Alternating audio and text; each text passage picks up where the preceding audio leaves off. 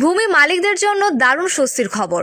সংসদে উত্থাপন হতে যাচ্ছে 13টি নতুন আইন। আজকের ভিডিওতে আলোচনা করব সংসদে উত্থাপিত 13টি নতুন আইন সম্পর্কে। 1. কারো 60 বিঘার উপরে কৃষি জমি থাকতে পারবে না। 2. এক নামে 25 বিঘা জমি থাকলে তার খাজনা মাফ। 3. আসল দলিল যার ভূমি তার। 4. ভুয়া বেনামি জাল দলিল বাদ, ওই দলিল নিয়ে জমি দাবিদারের জেল হবে। 5. জমি জবরদখল দণ্ডনীয় অপরাধ। 6.